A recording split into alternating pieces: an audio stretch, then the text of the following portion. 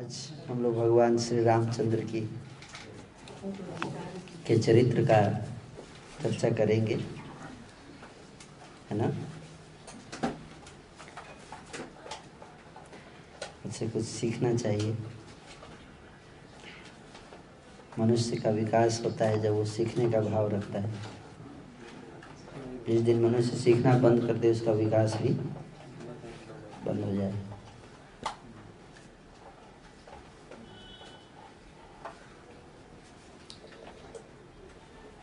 भगवान श्री राम ने अपने चरित्र से युग युगांतर तक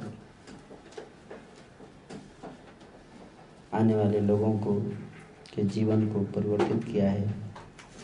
भगवान श्री राम का चरित्र, उनकी कथाएं, भगवान के गुण,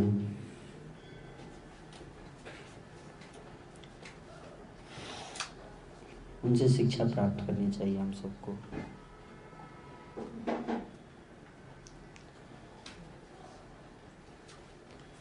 तो 2 दिन के बाद रविवार के दिन श्री राम नवमी है,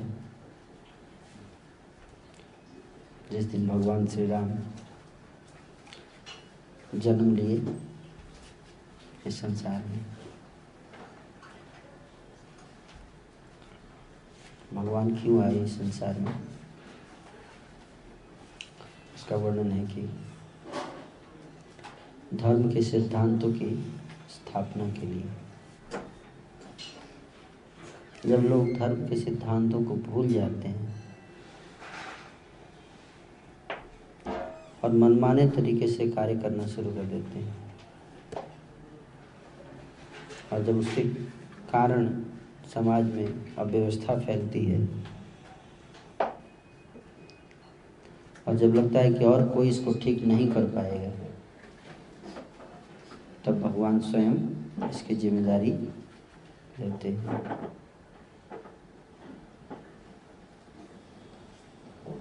बैठ जाइए।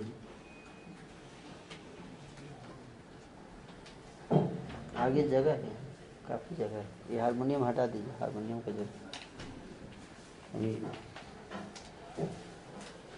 आप में से कितने लोग भगवान श्री राम के चरित्र से इंस्पायर्ड फील करते हैं? काफ़ी हैं।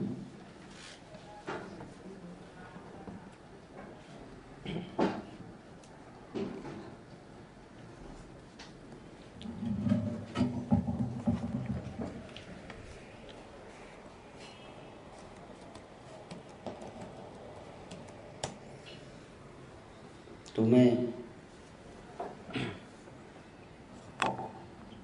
प्रयास करूंगा कि इस शिक्षा को आप सबको समझा पाऊँ, जिससे आपके जीवन में कुछ, आपके विचारों में कुछ क्रांति आए, आचरण में कुछ परिवर्तन हो अच्छा के लिए।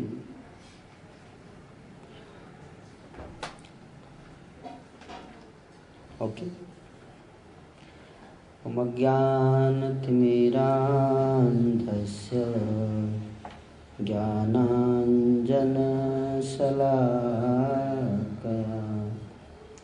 चक्षुरुन्मीलितं येन तस्मै श्रीगुरवे नमः। नमः ॐ विष्णुपदाय कृष्णप्रेष्ठाय भूतले श्रीमते भक्तिवेदान्त स्वामिनिति नामिने। नमस्ते सरस्वती देवे गौरवाणी प्रचारिणे निर्विशेषशून्यवादी पाश्चात्यदेशतारिणे।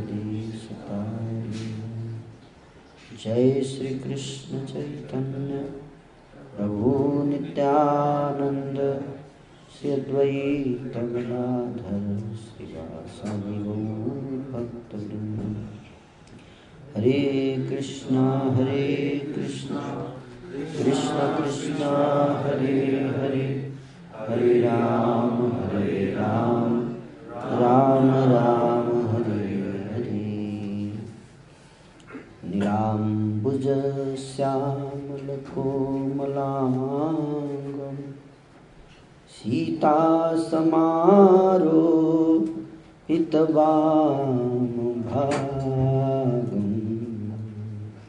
पाणौ महासायकचारुचापं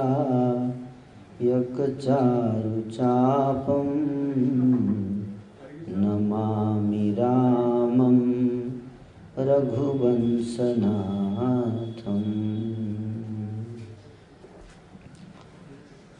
तो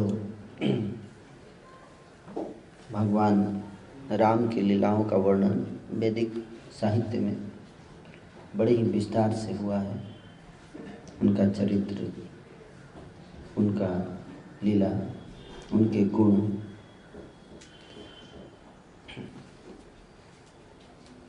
वैदिक साहित्य को हम किस दृष्टि से पढ़ते हैं, समझते हैं। आज लोगों की दृष्टि बदल चुकी है, खासतौर पे दिल्ली यूनिवर्सिटी के स्टूडेंट्स की।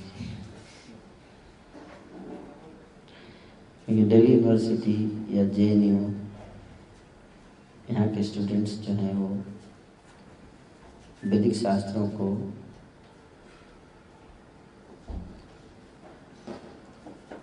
अलग दृष्टि से देखते हैं,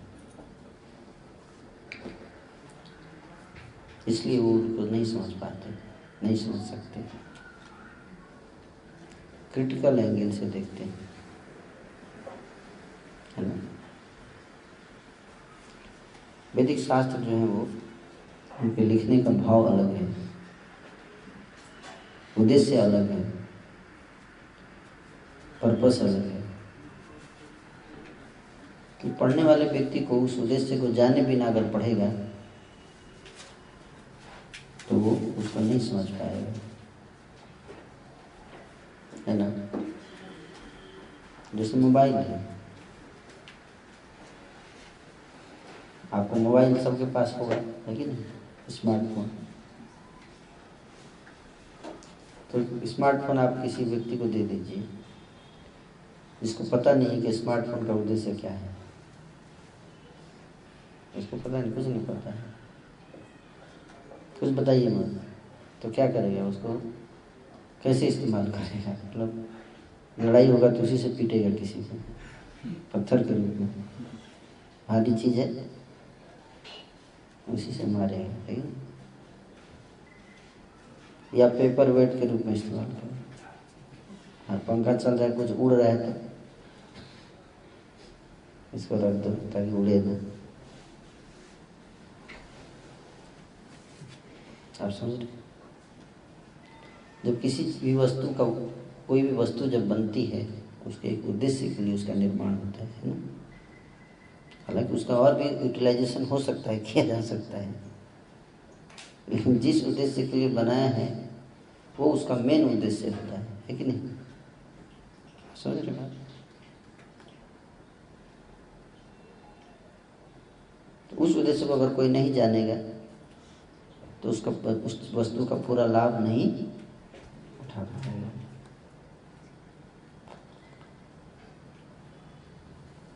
उसी तरह से वैदिक साहित्य डिग्री लेने के लिए नहीं लिखा गया था कि आप दिल्ली यूनिवर्सिटी में एज ए सब्जेक्ट रखोगे, उसको स्टडी करोगे फिलॉसफी के सब्जेक्ट में, उसे डिग्री लेके जॉब मिलेगा। That was not the purpose. क्या हो रहा है? उसका पर्पस नहीं था। जब वाल्मीकि जी ने रामायण लिखा था या वेद व्यास जी ने महाभारत गीता लिखी, तो उनका उद्देश्य नहीं था कि ड्यू के लोग इस पर रिसर्च करेंगे या, आप समझ रहे हैं, या इसके पढ़ेंगे, इसको अंग्रेज आके ट्रांसलेट करेंगे अंग्रेजी में, उसमें कुछ अपना जोड़ेंगे घटाएंगे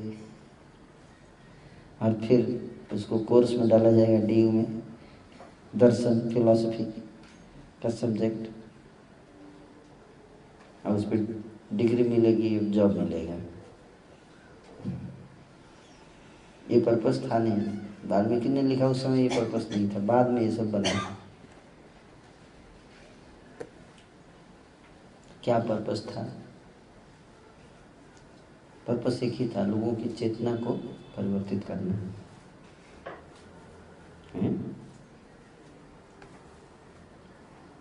वाल्मीकि जिन्होंने रामायण लिखा, पहले तो वो लेखक के बारे में जानना चाहिए। कोई भी पुस्तक पढ़ने से पहले सबसे ज़्यादा जरूरी चीज़ होता है किसने उसको लिखा है। ये बहुत महत्वपूर्ण है। क्या लिखा है उससे ज़्यादा जरूरी है कि किसने लिखा है। ये जब बहुत इम्पोर्टेंट है। क्यों? कैरेक्टर, उस व्यक्ति का कैरेक्टर जानना बहुत जरूरी है, उसका असर पड़ता है। तो इस तरह से वाल्मीकि जिन्होंने रामायण लिखा, कौन थे वो? डाकू थे। रत्नाकर नाम था उनका। लोगों को मर्डर कर देते थे ऐसे ही, सीरियल किलर। सीरियल किलर थे। और एक दिन उनका सामना हो गया संत से, संत नारद जी। नारद जी ने उनको ज्ञान दिया कि तुम क्यों निर्दोष लोगों को मारते हो, कष्ट देते हो, क्या मिलता है तुम्हें इससे? तुम जानते हो इसका परिणाम तुम्हें भुगतना पड़ेगा। आने वाले समय में तुम्हें इसका दंड भुगतना पड़ेगा। मृत्यु के बाद तुम्हें इसके लिए कष्ट मिलेगा। तो नारद जी की बात काफ़ी सीरियस लिया वाल्मीकि रत्नाकर ने। और उसने बोला मेरी रोजी रोटी इसी से चलती है। नारद जी बोले छोड़ दो इसको, मत करो। इस सुख के लिए दूसरों को कष्ट देना ये ठीक काम नहीं है, ये मनुष्य नहीं है। तो वाल्मीकि जी ने रत्नाकर डाकू ने कहा मैं क्या करूं, मेरा परिवार कैसे चलेगा, यही मेरा एम्प्लॉयमेंट है, इसी से घर चलता है। तो नारद जी ने कहा तुम उसकी चिंता क्यों करते हो? चींटी तो नौकरी नहीं करती, हाथी की नौकरी नहीं करता, इतना खाता है, पाप नहीं करता। लेकिन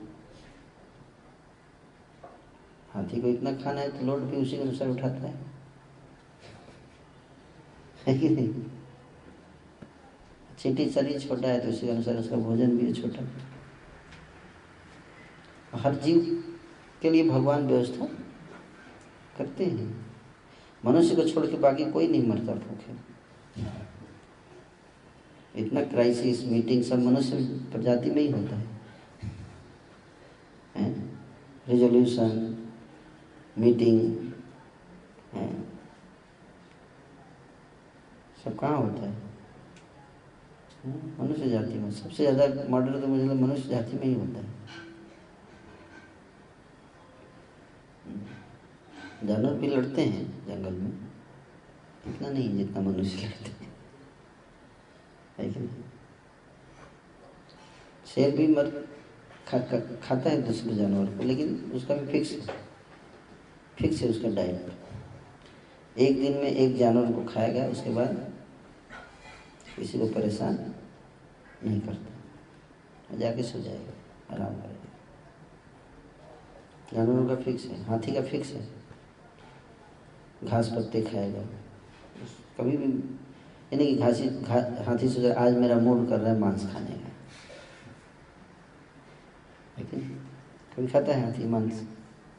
नहीं खाता, फिक्स है, सबका डाइट फिक्स है। मनुष्य है जो कुछ भी खाता है, सांप बिच्छू कॉकरोच, जानते?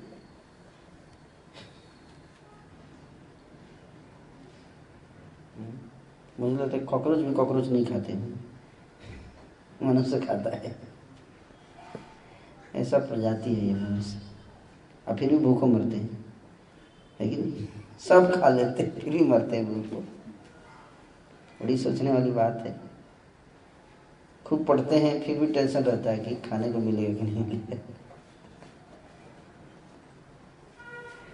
विचित्र बात नहीं है। सबसे ज़्यादा ब्रेन मनुष्य को है, सबसे ज़्यादा परेशान मनुष्य रहता है टेंशन में। आप कभी नहीं देखा कुत्ता डिप्रेशन में चला गया?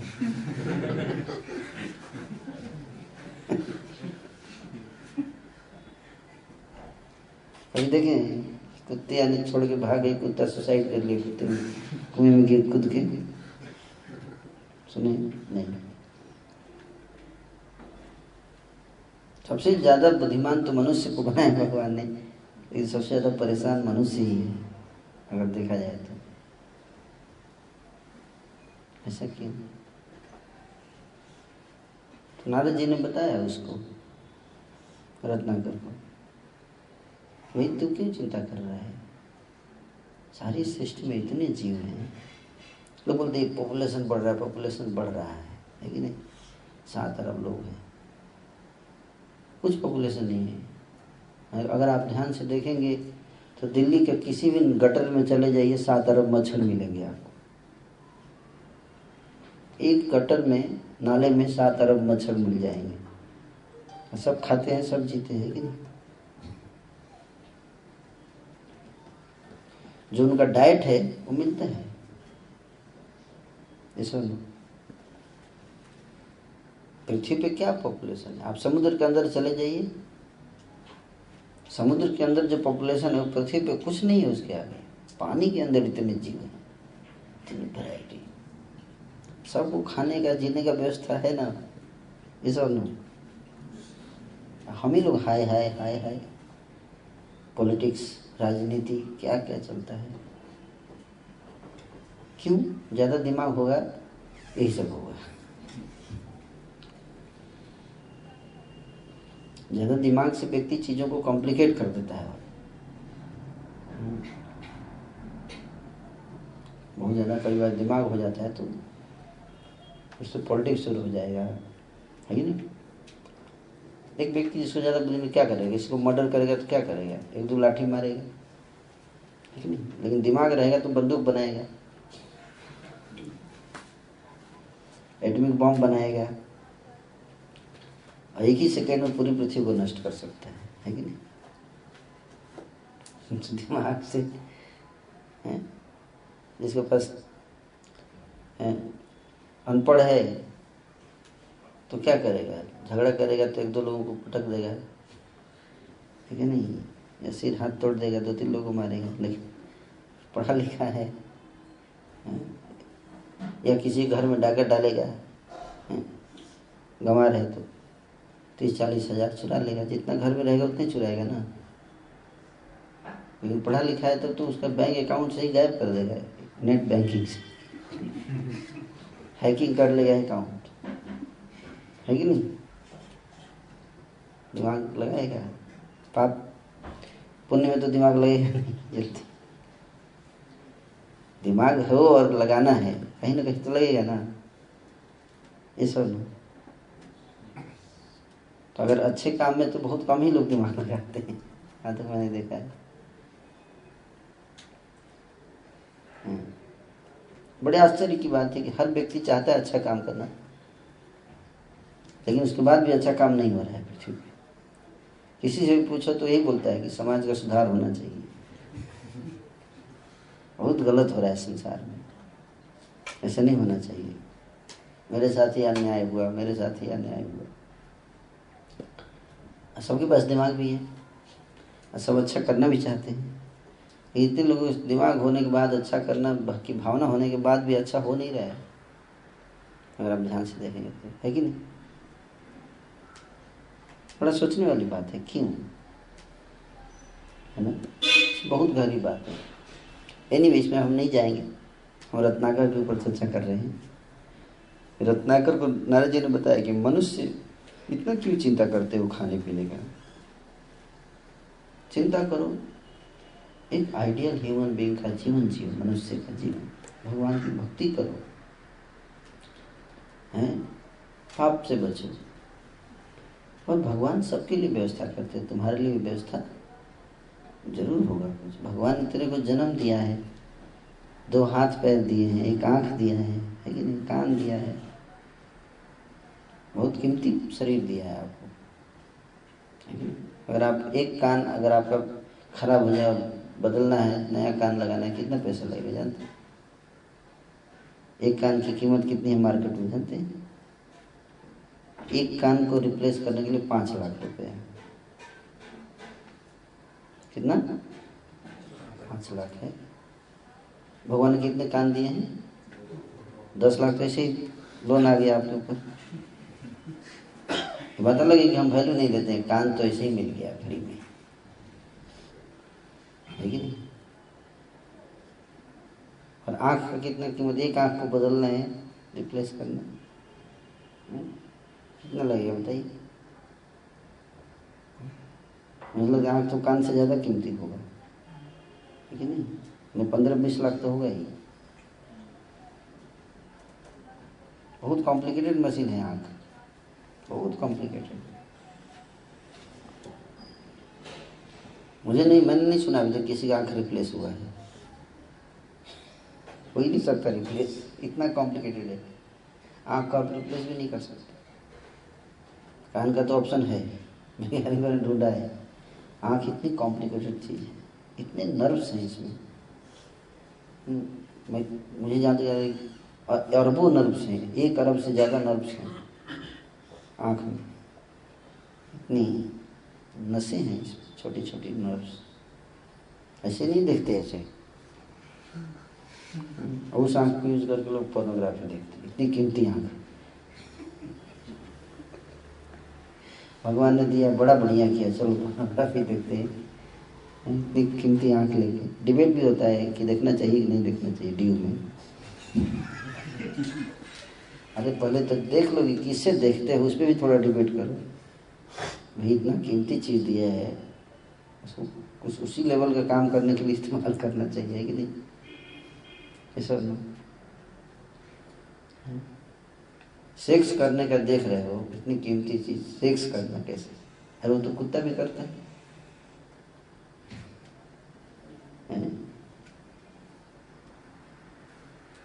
सुअर भी करता है सेक्स, ऐसा नहीं। इसके लिए इतना कीमती चीज़ इस्तेमाल करते, सेक्स करने के लिए, सेक्स देखने के लिए।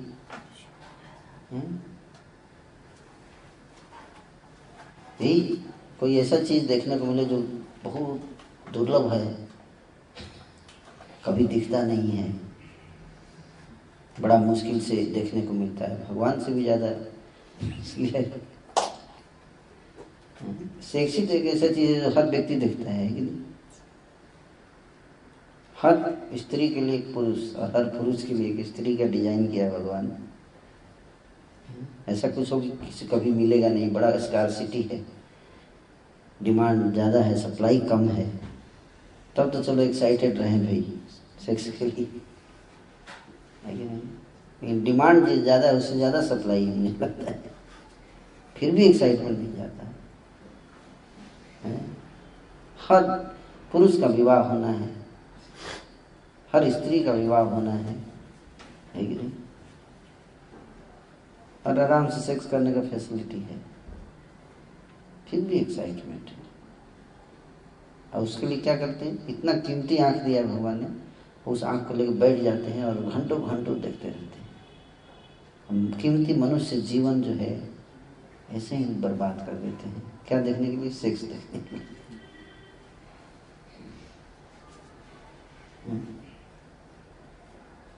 4-4 घंटे, 5-5 घंटे, 10-10 घंटे, एक बार देख ले तो मन भर भी जाए, सभी नहीं है। ये जीवन का अंतिम सांस तक देखना है। उसी तरह से लीवर है, लीवर को आप बदलोगे तो 15-20 लाख लगेगा। किडनी का भी है, आसान नहीं है ये सब। टोटल शरीर अगर आप काउंट करोगे तो कितना कर हो जाएगा आप जानते हैं? 2-3 करोड़ का तो होगा ही यहाँ पर। 2-3 करोड़ कम बोल रहा हूँ मैं।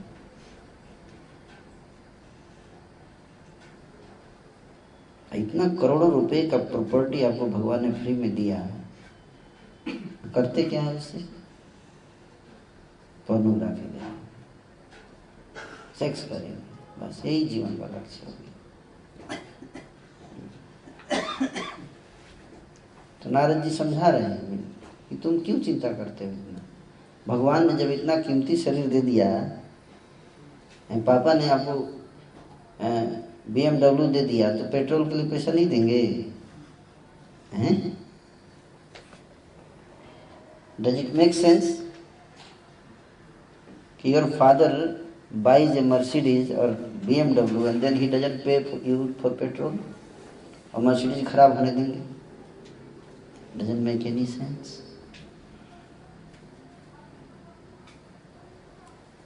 उसी तरह से भगवान ने जब इतना कीमती शरीर दिया है, उसके पालन के लिए भी अच्छी सी व्यवस्था किया है। उस व्यवस्था को हम बिगाड़ रहे हैं अपना दिमाग लगा के, है कि नहीं?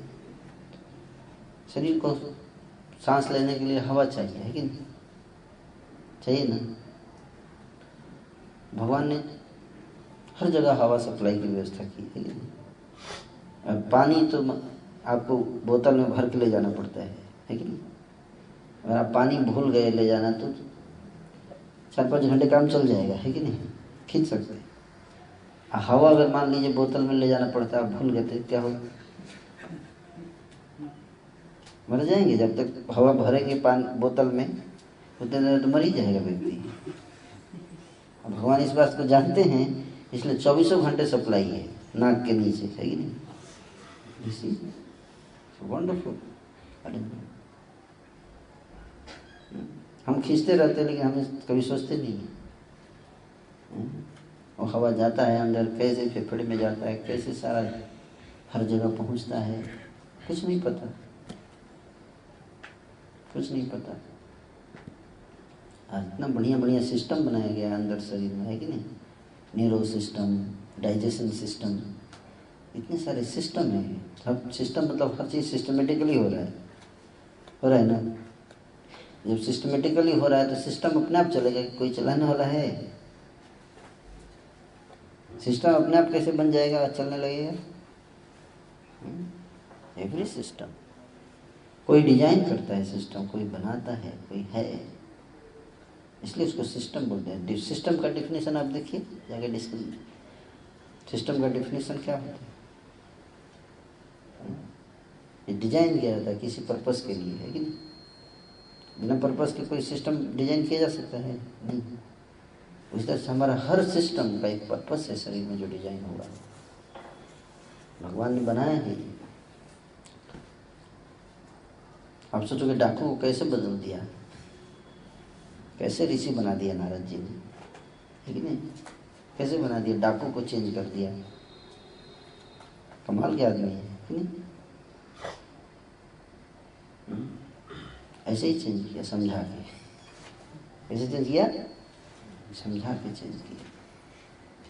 पीट के चेंज नहीं कर सकते आप किसी को। जेल में भर दीजिए लोगों को, फिर भी उनके हृदय परिवर्तित नहीं होगा। लेकिन जब आप समझाओगे, हर आत्मा के अंदर एक हृदय है, वो समझ सकता है क्या करना चाहिए और क्या नहीं करना चाहिए। इसके लिए PhD करने की जरूरत नहीं है, हर व्यक्ति जानता है कि नहीं? आपको पता है ना, आपको पता है कि आपको क्या बुरा लगता है, पता है कि नहीं? और क्या अच्छा लगता है, पता है ना? उनको भी वही बुरा लगता है जो आपको बुरा लगता है, वो उनको बुरा लगता है, वही उनको भी बुरा लगता है। इसके लिए PhD करना है।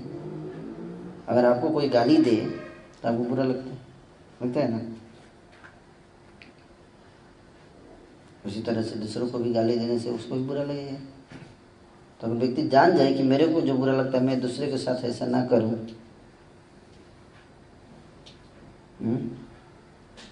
PhD करने की जरूरत पड़ेगी? कोई जरूरत नहीं पड़ेगी। केवल इतना व्यक्ति समझ जाए कि मेरे को जो, हर व्यक्ति संसार का केवल इतनी बात समझ जाए कि मेरे को जो बुरा लगता है, मुझे किसी के साथ वो व्यवहार नहीं करना चाहिए। एक लाइन अगर इस संसार का हर व्यक्ति समझ जाए तो मानव समाज की सारी समस्याएं समाप्त हो सकती हैं। लेकिन ये एक लाइन समझना कितना कठिन है कि सदियों से करोड़ों अरबों अरबों डॉलर डिफेंस पे खर्चे हो रहे हैं, पुलिस पे खर्चा हो रहा है, एजुकेशन सिस्टम पे खर्चा हो रहा है, लेकिन ये एक लाइन लोगों को समझ में नहीं। लेकिन नारद जी ने रत्नाकर को समझा दिया और रत्नाकर अपना डाकू का पेशा छोड़ के ऋषि बन गया। 60,000 वर्ष तक वो साधारण ऋषि नहीं। वो बोले तो भगवान का नाम लो, करना क्या है मेरे को? बोले भगवान राम का नाम लो। बोलो राम। तो राम बोल नहीं पा रहा था वो डाकू। जो बोलते थे बोलो राम, बोलता था मरा। क्योंकि जब व्यक्ति पापी होता है ना, उसके हृदय से भगवान का नाम जल्दी उसके जिह्वा पे आएगा ही नहीं। ना भूत पिशाच निकट नहीं आवे, महावीर जे नाम सुनावे। जहाँ भगवान का नाम कीर्तन होगा, भूत पिशाच वाले लोग बड़े अनकंफर्टेबल लगता है। भूत पिशाच को तो लगता ही है, मनुष्य को भी जो भूत पिशाच का वैरायटी कुछ मनुष्य में भी है, उसको भी अनकंफर्टेबल लगता है। क्या करते हैं ये लोग? कुछ क्या जरूरत है? शराब सामने आ जाता है, हाँ लाटक करने लगता है। उसकी जरूरत है कि नहीं? हाथ में माला लेके कोई जाए रोड पे जप करते हुए नाम भगवान का, और सिगरेट पी रहा है, एक मेरे को भी दो।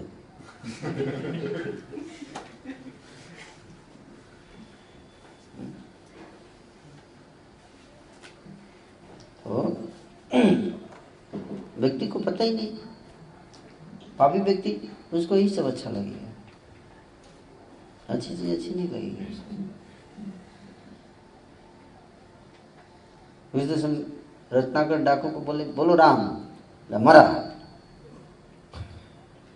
जब भी बोलते थे बोलो राम, तब मरा बोलता था, क्योंकि मरता रहता था वो, उसको ही आदत था बोलने की। तो वाल्मीकि जी नारद जी बोले ऐसा करो, तू मरा मरा ही बोल, बोल मरा मरा मरा मरा मरा मरा मरा। तो मरा मरा बोल दे, उल्टा नाम जगत जब जाना, उल्टा ही नाम बोलो। चलो, भगवान का नाम इतना पावरफुल है, उल्टा भी अगर कोई लेता है उसका असर करता है। उल्टा लेते लेते सीधा हो गया। अब मरा मरा का पहला म अगर भूल जाइए तो क्या होगा? बाकी क्या हो गया? राम राम राम राम। तो नारद जी भगवान से बोले कि ये आप मरा मरा बोल रहे हैं, लेकिन म भूल जाइएगा पहला वाला, बाकी सब काउंट कर लीजिएगा।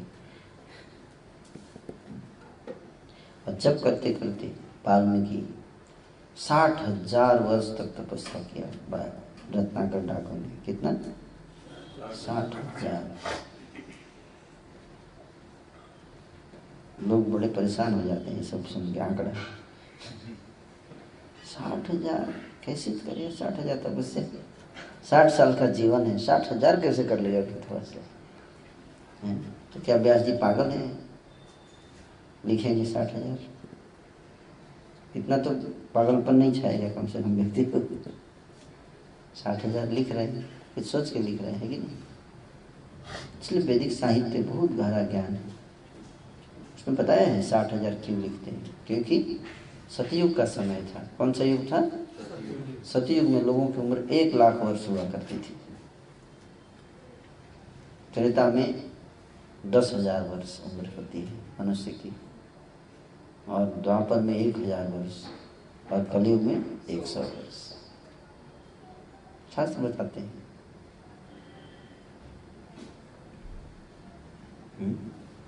तो कहानी लिखना था तो स्केल पे क्यों बनाने 100 वर्ष में, एक सतयुग में भी 100 वर्ष पे कहानी लिखी जा सकती थी, है कि नहीं? अगर 100 वर्ष 60 वर्ष तपस्या किए बोल देते तो काम नहीं चल जाता है। कॉम्प्लिकेट करने की क्या जरूरत थी? लेकिन वास्तविकता यही है कि 60,000 वर्ष तपस्या, 1 लाख वर्ष उम्र होती है कैसे। ये विज्ञान है, ये कोई भावुकता नहीं है। लेकिन इसको समझने के लिए एक गुरु जो उस ज्ञान को जानता है, सही गुरु के पास जाना पड़ेगा, फॉल्स नहीं, जो बता सके, समझा सके कि 60,000 कैसे हो गया। तो 60,000 वर्ष तपस्या करके वाल्मीकि ने जब उस स्थिति को प्राप्त किया, आप 15 मिनट कर लीजिए, देखिए आपका हेल्थ ठीक हो जाता है कि नहीं? 15 मिनट प्राणायाम करने में इतना फायदा होता है। सोचिए 60,000 वर्ष तक करे, क्या कर सकता है वो व्यक्ति? ये कोई आश्चर्य है? रामदेव बाबा केवल सांस इधर उधर करके थोड़ा बहुत, अभी 60,000 वर्ष नहीं किए, कितने फेमस आदमी बन गए, है कि नहीं? बन गए ना। तो वाल्मीकि जी 60,000 वर्ष तपस्या किया, क्या किया, जो किया, समाधि में गए, कैसे गए, क्या किए, वो तो नहीं बता सकता आपको इतना वर्णन विस्तार से। लेकिन इतना ही समझिए कि 60,000 वर्ष योग और समाधि में तपस्या किए, उसने भगवान को प्रसन्न किया और भगवान ने उनको सिद्धि प्राप्त हुई है। उनको जो तीनों काल को देख सकते हैं, भूत भविष्य और वर्तमान, तीनों देख सकते हैं, त्रिकालदर्शी। और वो वाल्मीकि जी बैठे थे, नारद जी आए उनके पास एक दिन। नारद जी गुरु थे, उन्होंने सुधारा था डाकू को। गुरु जी आए तो नारद जी के लोग सुनकर हंसते हैं कि नहीं? नारद जी कोई साधारण आदमी नहीं है, जो डाकू को इतना बड़ा व्यक्ति बना दे, साधारण आदमी है?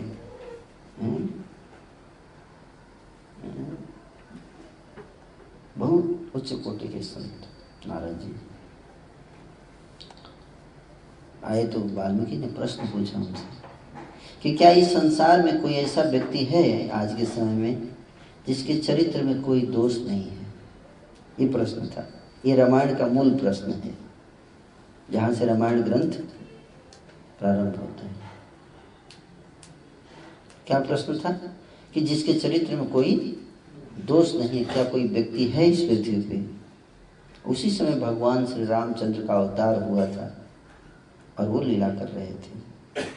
और नारद जी ने कहा कि एक व्यक्ति है, बस एक ही व्यक्ति है, दशरथ नंदन श्री रामचंद्र जी।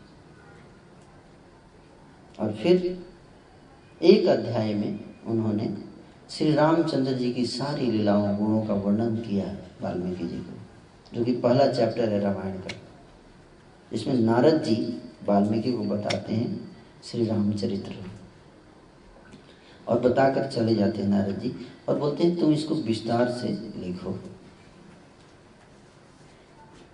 इसको विस्तार से लिखो। तो वाल्मीकि जी बोले मैं कैसे विस्तार से लिखूं, मैंने तो जानता ही नहीं, देखा ही नहीं उनको। बोले तुम लिखना शुरू करो, तुम्हारी आंखों के सामने उनकी सारी लीलाएं प्रकट होंगी। जैसे जैसे उन्होंने जो जो लीला की वो सब आपको दिखेगा सामने। नहीं कैसे दिखेगा? जैसे आप लोग रिकॉर्डिंग कर लेते हैं, बाद में देख सकते हैं, है कि नहीं? आप जानते हैं आजकल तो वीडियो कैमरा से रिकॉर्डिंग करके कभी भी देख सकते हैं। ये मत सोचिए उस समय सब टेक्नोलॉजी नहीं था। महाभारत के युद्ध में देखिए, संजय कमरे में बैठे बैठे सारा महाभारत का सीन एक्सप्लेन कर रहा था, है कि नहीं? बिना बूस्टर के और एंटीना के, है ना? कैसे टेक्नोलॉजी था उस समय। 3 प्रकार की टेक्नोलॉजी होती है, मांत्रिक टेक्नोलॉजी, तांत्रिक टेक्नोलॉजी और यांत्रिक टेक्नोलॉजी। कलयुग में यांत्रिक, द्वापर और त्रेता में तांत्रिक, और त्रेता और सतयुग में मांत्रिक टेक्नोलॉजी। मन से, मंत्रों से। किसे? मंत्रों से। अस्त्र शस्त्र सब बनाते थे मंत्र से, हर चीज। मंत्र के द्वारा। मंत्र में इतनी शक्ति है, मंत्र की शक्ति को आप अंडर एस्टिमेट नहीं कर सकते। क्योंकि मंत्र किससे बनता है? साउंड से बनता है। साउंड है ना, किससे? साउंड। साउंड जो है वो ईथर में, ईथर से, और साउंड जो होता है वो सूक्ष्म तत्व होता है, इतना सूक्ष्म होता है। लेकिन जो जितना छोटी है उसमें उतनी ज़्यादा पावर होती है, आप जानते हैं। जैसे एटॉमिक बॉम्ब है, एक एटम को आप तोड़ दीजिए, वैसे तोड़ना मुश्किल है। एटम कैसे तोड़ेंगे? इतना छोटा है, पकड़ में आएगा तब तो तोड़ने का प्रयास करेंगे, है कि नहीं? डंडा तो ऐसे पकड़ के तोड़ देंगे, एटम को कैसे पकड़ेंगे? लेकिन अगर किसी तरह से आपने पकड़ के तोड़ दिया तो क्या होता है तो छोटा, कितना छोटा है, लेकिन उसके अंदर कितनी शक्ति है आप इसकी कल्पना नहीं कर सकते। कोई सोच भी सकता था कि एक छोटे से एटम के अंदर इतनी शक्ति होगी? आपके अंदर इतना बड़े हैं, आपके अंदर इतनी शक्ति नहीं होगी। उस एटम में इतनी शक्ति है। और न्यूक्लियस तो उससे भी छोटा है, एटम से भी, और उसको अगर तोड़ दिए तो उससे भी ज़्यादा एनर्जी आता है कि नहीं? ये जितना छोटा उतनी एनर्जी।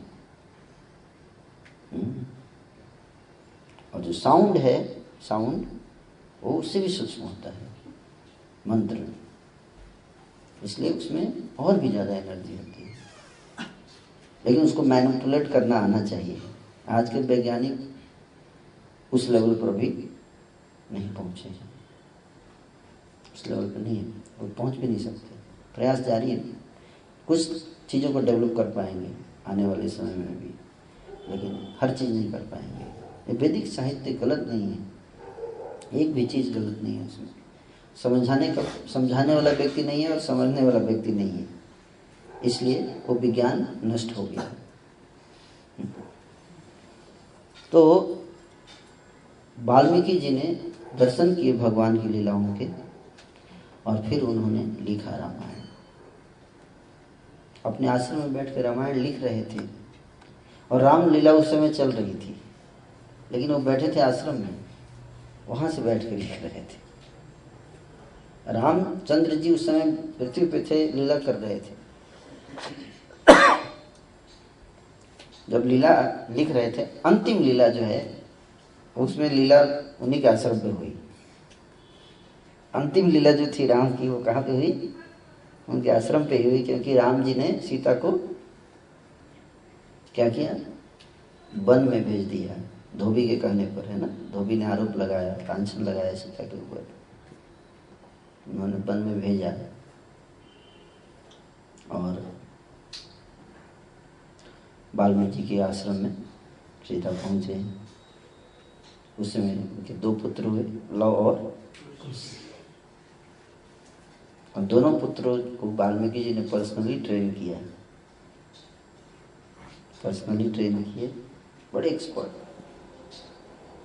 सारी विद्याओं में पारंगत। और रामायण को लिखने के बाद जब कंप्लीट कर दिया तो उन 2 पुत्रों को भविष्य में भी जो लीला होगी वो भी देख लिया, वो भी लिख चुके थे, आगे क्या वो भी लिख लिए थे, क्योंकि फ्यूचर का भी त्रिकालदर्शी थे, लिख लिए थे। और उसको समझा दिया, किसको समझाया? पढ़ाया। सबसे पहले रामायण को शिक्षा उन्होंने लिखने के बाद किसको सिखाया? लौ और कुश को सिखाया।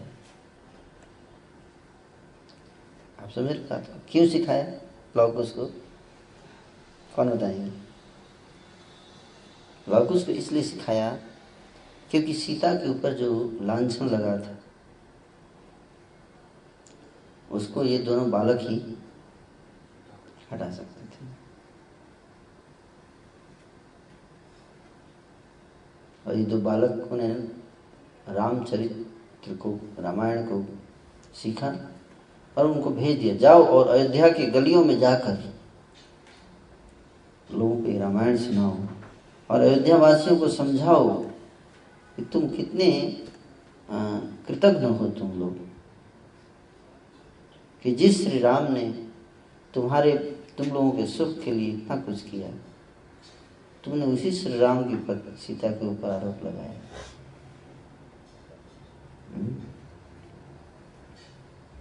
और लोग कुछ जब के आके अयोध्या की गलियों में गाने लगे रामायण, सुनकर सबकी आंखों में आंसू आ गए भगवान श्री राम ने।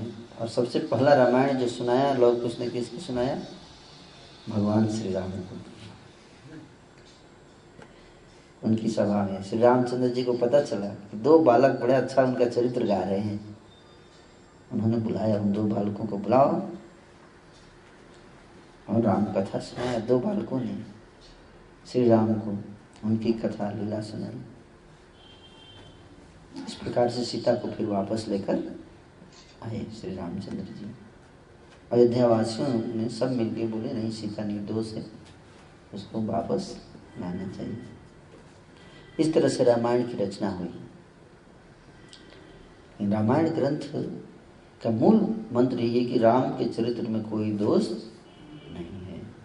उन्होंने जो भी किया काफ़ी सोच विचार कर, समझ कर, धर्म के सिद्धांतों के आधार पे किया। इसको समझना चाहिए। लेकिन दुर्भाग्य की बात यह है कि आज के लोग उसी रामायण को पढ़ के राम के चरित्र में दोष निकालते हैं, लेकिन नहीं निकालते। राम को ऐसा नहीं करना चाहिए था। लिखा ही गया रामायण की मनुष्य को क्या करना चाहिए, उसी के लिए लिखा गया। उसको पढ़ के बता रहे हैं कि क्या नहीं करना चाहिए था राम। सोचने वाली बात है कि नहीं? उसमें लिख दिया गया रामायण में शुरू में ही कि एक ऐसे व्यक्ति के चरित्र का वर्णन किया जा रहा है जो व्यक्ति कभी कोई गलती लाइफ में किया ही नहीं। और उस व्यक्ति का लाइफ पढ़ के हम बोलते हैं इन्होंने यहाँ गलती किया है, ये इनको ऐसे करना चाहिए था।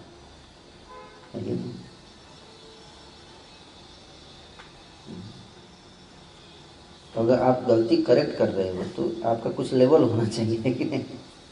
वाल्मीकि जी ने जो लिखा है तो उनका करेक्शन अगर आप करना चाहते हैं, जैसे आइंस्टीन ने कोई थ्योरी दिया तो 5वीं क्लास के बच्चे को थोड़ी दे देंगे करेक्ट करके, थोड़ा दिखाओ कोई गलती तो नहीं है। आइंस्टीन को थ्योरी को अगर कोई गलत साबित कर सकते हैं कोई दिक्कत नहीं है, लेकिन कम से कम आइंस्टीन के लेवल का व्यक्ति होना चाहिए ना। इस और नो क्या कहना आप लोगों का?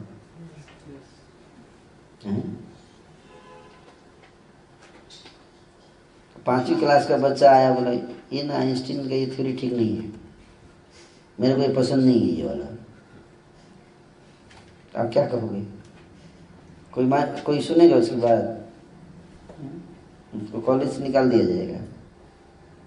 लेकिन उसी तरह से वाल्मीकि के द्वारा लिखी गई बात को काटना कितना बड़ा दुस्साहस है कि नहीं?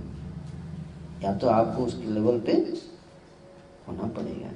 60,000 वर्ष तपस्या कीजिए। 60,000 वर्ष क्या, एक मांस छोड़ दें, एक सेक्स डिजायर से फ्री हो जाएं, ये भी एक बहुत बड़ा लक्ष्य हो जाए तो सोचिए। कैरेक्टर तो कुछ है नहीं, वाल्मीकि को करेक्ट करेंगे, अपना रामायण लिखेंगे, श्याई नव इक्ष्वाकु, है कि नहीं? जो मन में आया लिख गए। मैं ही जानता हूँ सब गलत थे, तुलसीदास जी नहीं लिखे ठीक से, है कि नहीं? वाल्मीकि जी ठीक से नहीं लिख पाए, मैं लिखूंगा, मैं त्रिकालदर्शी हूँ। वाल्मीकि की भावनाओं को ठेस पहुंचाते हैं लोग। उन्होंने क्या लिखा? वाल्मीकि ने रामायण किस उद्देश्य से लिखा? श्रीमद् भागवत में श्री सुखदेव जी कहते हैं कि हे राजा परीक्षित, भगवान श्री राम की कथा को जो व्यक्ति सुनता है उसके ऊपर क्या असर पड़ता है, उसका क्या फायदा होता है, इफेक्ट। कोई भी कार्य करेंगे तो उसका क्या होता है, इफेक्ट कुछ होता है। उस इफेक्ट से पता चलता है कि उसने ठीक से काम किया है कि नहीं किया। जैसे आप बचपन में एक्सपेरिमेंट करते हैं, हम लोग स्कूल में एक्सपेरिमेंट करते थे, ये और ये केमिकल मिलाने से ये बनता है कि नहीं? और इस केमिकल कैसे पहचानते थे, इस केमिकल का रंग ऐसा होता है, है कि नहीं? तो मान लीजिए कि ये और ये मिलाए तो ये केमिकल बनेगा, लाल रंग का केमिकल होगा, लाल होना चाहिए, है कि नहीं? तो मान लीजिए एक स्टूडेंट मिलाया और पीला हो गया,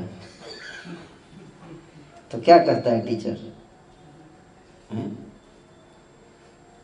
टीचर बोलता है ना कि फिर से करो, तुमने सही तरीके से नहीं किया।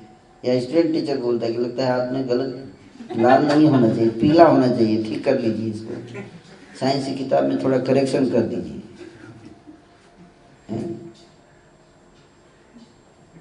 टीचर किताब के ऊपर डाउट करता है या स्टूडेंट के ऊपर डाउट होना चाहिए? स्टूडेंट के ऊपर डाउट होना चाहिए, इज नो।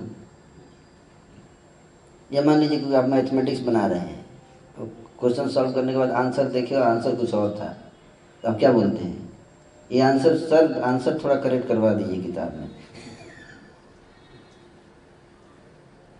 क्योंकि मेरा आंसर इससे अलग आ रहा है, मेरा वाला सही है।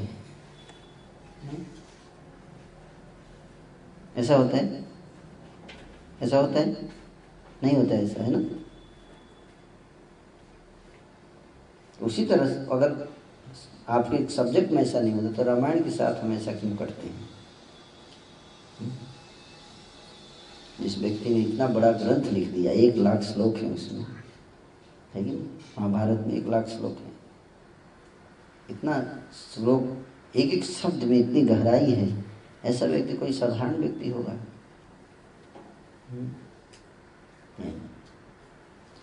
उस वाल्मीकि के ग्रंथ को पढ़ के लोग उसमें गलती निकालते हैं।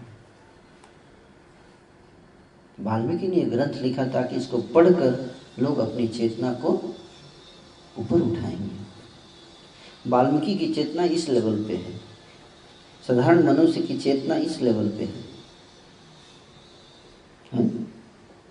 अब कोई इस लेवल की किताब पढ़ेगा तो 2 ऑप्शन है, या तो इसको अपने लेवल पे लेके आएगा इस किताब को, या अपने को लेवल को ऊपर उठाएगा। ऐसा 2 हो सकता है। तो लोग जनरली जब रामायण पढ़ते हैं तो क्या होता है, रामायण को अपने लेवल पे लेके आते हैं, ऐसा नहीं।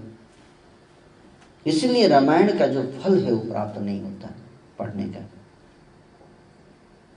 कहते हैं सुखदेव जी की जो व्यक्ति रामायण ग्रंथ को पढ़ेगा, राम की लीला पढ़ेगा, उसके हृदय की ईर्ष्या दूर हो जाएगी, ईर्ष्या से मुक्त हो जाएगा वो, उसके अंदर त्याग की भावना आएगी, निस्वार्थ भावना आएगी। कैसे? श्री राम ने ही तो किया, पूरा जीवन उनका क्या है, त्याग ही तो है। इस संसार में भाई भाई लड़ते हैं कुर्सी के लिए, है कि नहीं? राम और भरत भी लड़ रहे थे कि नहीं कुर्सी के लिए। कौन बैठेगा अयोध्या के सिंहासन पर? लड़ाई होती है भाई भाई में, यहाँ भी लड़ाई हो रही है, लेकिन इसका स्वभाव अलग है कि नहीं? राम कह रहे हैं कि भरत तुम बैठो, भरत बोल रहे हैं कि ऐसा मत बोलिए आप।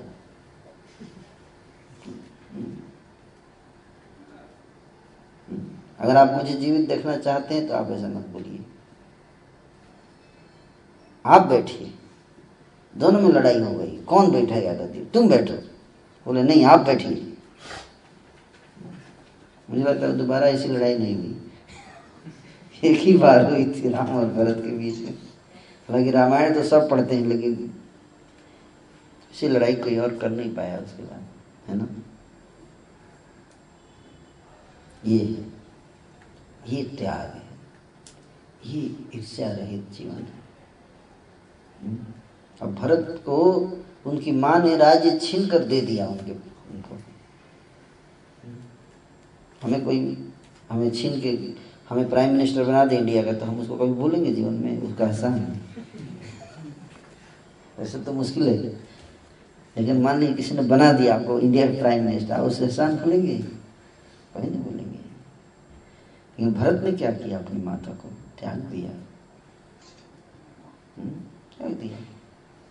और श्री राम जी 14 साल भरत ने कह दिया कि आप 14 साल आपके कहने पे मैं रहूंगा जीवित, लेकिन अगर एक दिन भी आपको आने में देर हो गया तो भरत को जीवित नहीं पाएंगे। मान लीजिए आप, और उधर धृतराष्ट्र भी था एक धृतराष्ट्र को जब पता चला कि पांडव लोग वापस आ रहे हैं वनवास से, तो उसको क्या हुआ, पहले ही इनको मार दो। इसलिए विराट देश पे आक्रमण कर दिया है कि नहीं, उनको दोबारा वापस आने मत देना है। एक भरत है, कह दिए कि अगर एक दिन भी देर हुआ भरत मर जाएगा। ये प्रेम है, ये रामचरितमानस है, भगवान श्री राम का चरित्र। ये चाहिए भारतवर्ष को, इसमें पीएचडी चाहिए। नहीं तो इतने पीएचडी निकल रहे हैं हर साल, पीएचडी मतलब परमानेंट हेड डैमेज, कोई फायदा नहीं हो रहा है, समस्याएं बढ़ती जा रही है। मजाक कर रहा हूँ मैं, serious Aman is doing PhD, उसका क्या दोष है? दोष सिस्टम का है, व्यक्ति का क्या दोष है? बच्चे का क्या दोष है? उसको तो सिस्टम में डाल दिया गया है कि नहीं। 30 साल पढ़ाई करता है फिर भी जॉब नहीं मिलता उसको। 30 साल पढ़ाई करेगा, 25 लाख रुपए लगाएगा, जॉब नहीं मिलेगा। उससे बढ़िया 25 लाख फिक्स डिपॉजिट कर दो, है कि नहीं। कम से कम 20,000 25,000 तो गारंटी है हर महीने, ऐसा ना। पढ़ाई से भी मुक्ति, चश्मा भी नहीं लगेगा, आराम से रहेगा। यस, क्या फायदा? अगर 25 लाख लगाया तो कम से कम 25 लाख के बाद 25 साल पढ़ाई करने के बाद भी श्योर नहीं कि आपको 10,000 15,000 का जॉब लगेगा। ये कौन सा सिस्टम है एजुकेशन सिस्टम, ये बताइए। बच्चे का क्या दोष है, स्टूडेंट का क्या दोष है? सिस्टम बना दिया गया ऐसा, उसमें डाल जाना ही है आपको, चाहे मिले या ना मिले जॉब, जाना ही है। मरना ही है आपको सिस्टम में, पढ़ना ही है आपको, चाहे अच्छा लगे या ना लगे, है कि नहीं। इसलिए हाँ, बहुत बड़ा सोचने वाला विषय है। पीएचडी कर रहे हैं लेकिन फिर भी कहाँ समस्या हल हो रही है। एक से बढ़ के आईएएस ऑफिसर सब जेल में जा रहे हैं करप्शन कर करके, लेकिन जेल में जाते हैं। कलयुग तो बड़ा विकट समय है, आईएएस ऑफिसर जेल में जाते, चलो उतना आश्चर्य नहीं। यहाँ तो साधु संत भी जेल में जा रहे हैं। ये कलयुग है।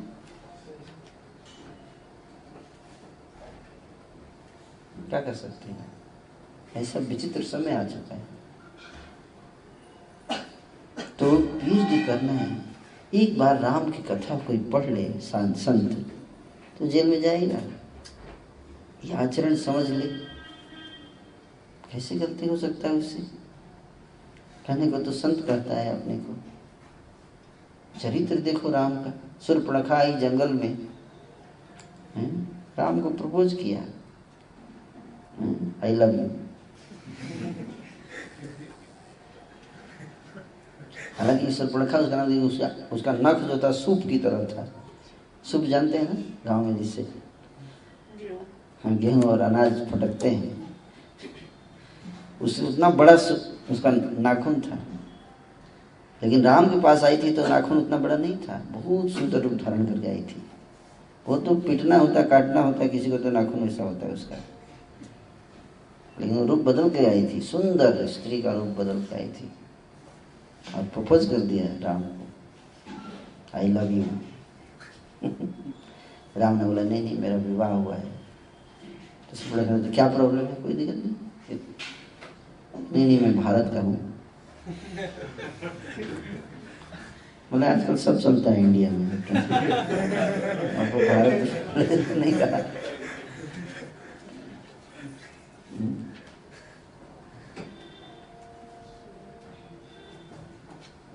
ये वेस्टर्न आसुरी सभ्यता भारत में भी घुस रही है, भारत में भी आ रही है सब।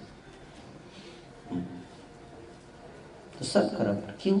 एक राम की कथा को जो समझ ले, चाहे संत चाहे स्टूडेंट कोई भी, कैसे वो भ्रष्टाचार कर सकता है? जिस राम ने पिता के वचन, राजा के वचन का पालन करने के लिए पूरा राज्य का सुख त्याग दिया,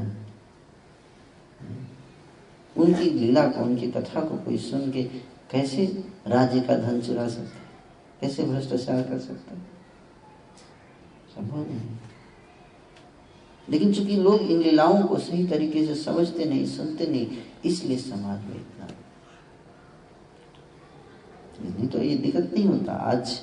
आज जो परिणाम है, जो दुख है, चाहे हम भले कहें बेरोजगारी, रोजगार नहीं मिलती, इसके कहीं ना कहीं कारण समाज ही है, हम ही हैं।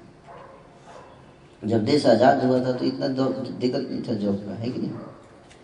सबको जॉब मिलता था, सरकारी जॉब मिलता था। आजकल तो प्राइवेट भी नहीं मिलता है। सरकारी जॉब मिलता था सबको, लेकिन लोग जॉब में और निकालने का कोई चांस नहीं था।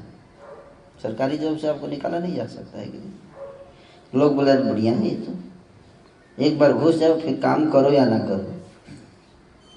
और खूब माल भी कमाते थे लोग और काम भी नहीं करते थे। ऑफिस में जाएंगे 3 घंटे लेट, 1-2 घंटे बैठेंगे, सोएंगे, बैठेंगे क्या, सोएंगे कुर्सी पे बैठ के बाबू साहब की तरह। और फिर 2-3 घंटे पहले घर से फोन आ जाएगा, चले जाएंगे। यही होता था पहले।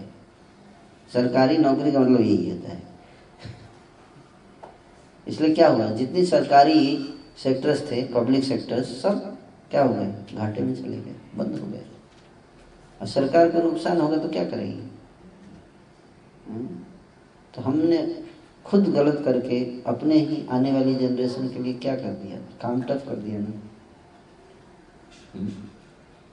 जब एक चोर गलती करता है तो क्या होता है, चोरी करता है, कुछ लोग क्राइम करते हैं, लेकिन जब पुलिस शहर में फैल जाती है तो सबको चेक करती है कि नहीं? एक टेररिस्ट बम फोड़ता है, लेकिन पुलिस जब अलर्ट हो जाती है तो सबको टेररिस्ट की तरह चेक करती है। ये सब उसी तरह से है। इसलिए इतना महत्वपूर्ण है ये, चाहे समाज का विकास, चाहे देश का विकास, चाहे परिवार का विकास, चाहे एक व्यक्ति विशेष का विकास, ये सब निर्भर करता है उस समाज के लोगों के चरित्र के विकास के ऊपर। जिस समाज में लोगों का चरित्र सही नहीं है, वो विकास हो ही नहीं सकता उस समाज का, है ना? इसलिए ऐसा एक बार घटना हुआ था कि भारत के प्रधानमंत्री को बहुत चिंता हो रही थी बिहार की, कि बिहार जो है वो बहुत पिछड़ा है, बहुत प्रॉब्लम है, वहाँ कुछ करना चाहिए, बिहार को विकसित बनाना है। तो उन्होंने जापान को देखा कि जापान काफ़ी फास्ट काम करता है, तो जापान को कॉन्ट्रैक्ट दिया जाए बिहार को डेवलप करने का। तो जापान ने अपना कॉन्ट्रैक्ट दिया गया, बोला अगर मेरे को 6 महीने के लिए बिहार दे दिया जाए तो मैं बिहार को जापान बना दूंगा।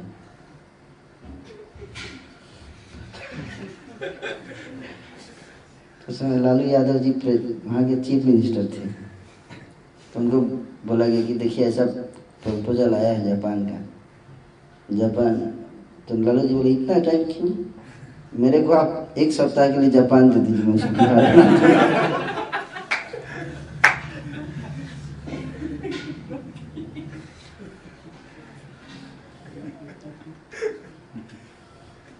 कहने का अर्थ है कि चीज़ों को बनाने के लिए बहुत समय लगता है, बिगाड़ने के लिए कितना टाइम लगता है, बहुत कम। रामायण लिखने के लिए बहुत समय लगा। भारत जिस देश में आप रहते हो, ये एक ऐसा देश था जहाँ पे किसी चीज़ की कोई कमी नहीं थी। आज जरा इमेजिन करो, भारत के एक मंदिर में 5 लाख करोड़ का सोना पाया गया। आपने सुना होगा, सुने थे? भारत के एक मंदिर में कितने करोड़ का सोना था? 5 लाख करोड़ का सोना पाया गया। जस्ट इमेजिन कीजिए, मंदिर में इतना सोना था, एक में तो कितना सोना होगा उस समय बाहर राजा के पास, जब उसने सोना मंदिर में रखवाया हो। जरा इमेजिन कीजिए क्या है भारत। बस किसी भी विश्व में, किसी भी धर्म में आप देखें, मंदिर या मस्जिद या कहीं मिलेगा ऐसे सोना? कुछ नहीं, सब खोखला है। और सबसे तो आश्चर्य बात है, इतना दिन से इतना सोना रखा हुआ है और सुरक्षित है। ये आसान काम नहीं है कि नहीं? ये मंदिर के लोग ईमानदार रहते ही तो रखा हुआ है इतना, ऐसा नहीं। कैसे? ये भारत, इसलिए भारत को सोने की चिड़िया, कोई कहावत नहीं है, ये वास्तविकता है। भारत में इतना धन था, इतना ऐश्वर्य वैभव था, इसलिए विदेशी लोग यहाँ पे आक्रमण करने आए। क्यों? सब इधर क्यों आते थे? जहाँ घोड़ होगा वहीं चींटी आएगी ना। ये भारत, और आज भी भारत गरीब नहीं है, आज भी। आप अमेरिका, यूके, यूरोपियन कंट्री सबको देखो, सबके ऊपर कर्ज लगा हुआ है। कर्ज ले लेके धनी बने हुए हैं। एक चरवाक मुनि थे, बोलते थे यावत जीवेत सुखम जीवेत ऋणम कृत्वा घिवम पिबेत। जब से जीऊंगा, सुख से जीऊंगा, लोन लेकर घी पीऊंगा। ये अमेरिकन कंट्रीज और यूरोपियन कंट्रीज ये सब यही है, लोन लेकर घी पी रहे हैं। भारत आज भी गरीब नहीं है। आप देखो भारत के ऊपर इतना लोन नहीं जितना कि डेवलप्ड, अपने को बोलते हैं developed nation. What nonsense developed, कुछ डेवलप नहीं है।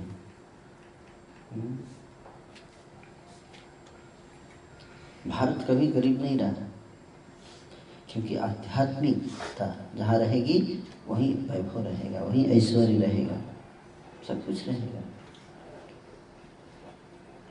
इसलिए भारत में इतना धन था। विश्व का सबसे कीमती हीरा भारत में पाया गया है कि नहीं? कोहिनूर, जो कि अंग्रेज अभी ले जाके बैठे हैं, रखे हैं, कहाँ? लंदन में है ना, लंदन में है। ये प्रमाण है कि वो चोर है। वो सोचते हैं कि बड़ा गौरव का बात है कि हम हीरा भारत का लेके आए हैं। तो गौरव की बात नहीं है, तो प्रूफ है कि तुम चोर हो। That's all. थिफ नंबर 1, चोर हो इसका मतलब तुमसे धनी है। जहां से चुराया वो व्यक्ति क्या है? तेरे से धनी था। ये प्रूफ कर रहे हो तुम, नथिंग एल्स, नथिंग एल्स। इसलिए भारत के पास जो वैभव है, जो ऐश्वर्य है, वो सबसे बड़ा ऐश्वर्य है ज्ञान। सबसे बड़ा वैभव धन है चरित्र, जो और किसी के पास नहीं है। इसलिए आज भारतवर्ष के युवक इस भारत की इस महिमा को भूलते चले जा रहे हैं। इसलिए राम कथा, रामायण क्यों हम पढ़ते हैं? इसलिए पढ़ते हैं। मैं कहता हूँ, लोग बोलते हैं अनएम्प्लॉयमेंट है। मैं बिल्कुल अनएम्प्लॉयमेंट नहीं। आप जीवन में 3 चीज विकसित कर लो, मैं आपको गारंटी देता हूँ, आपको एम्प्लॉयमेंट दूंगा, मैं दूंगा। आप लोग आप कैसे दोगे? आपके पास खुद ही जॉब नहीं। आप टेंशन मत लो, 3 चीज डेवलप करो बस। मैं नहीं कहता कि आपको प्रधानमंत्री बना दूंगा, लेकिन इतना जरूर मिल जाएगा जिससे कि आपका जीवन चलेगा, आराम से रहेगा। मैं नहीं कहता कि आपको BMW दे दूंगा, लेकिन जो आपका नीड है वो फुलफिल हो जाएगा। 3 चीज, become hard working person, honest and responsible. जरूरत नहीं PhD करने का। PhD करके लोग चपरासी का जॉब कर रहे हैं, लेकिन हमारे यहाँ ऐसे कुक हैं, उनको 15,000 सैलरी मिलेगा। हमारा कुक जो है उसको 15,000 सैलरी मिलता है। ड्राइवर जो पढ़ा लिखा नहीं है, 15,000 सैलरी के 17-20,000 मिलता है। आप बुलाइए, अभी पूछ लीजिए, कोई पढ़ाई नहीं किया। और पढ़े लिखे लोग इंजीनियरिंग करके 5,000-7,000 पे जॉब कर रहे हैं।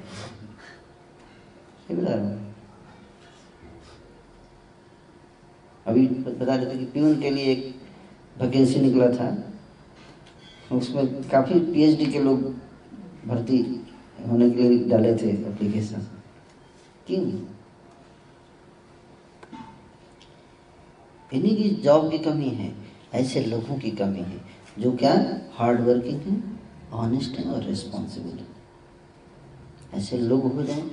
जब तक ऐसे लोग नहीं होंगे तब तक कितना भी आप कर लो कुछ नहीं होने वाला। लोग आज हार्ड वर्क नहीं करना चाहते, आराम से बैठे बैठे पैसा चाहते हैं। जिम्मेदारी दे दो, लोड नहीं लेना चाहते, टेंशन नहीं उठाना चाहते, मस्ती करते रहो और पैसा आ जाए।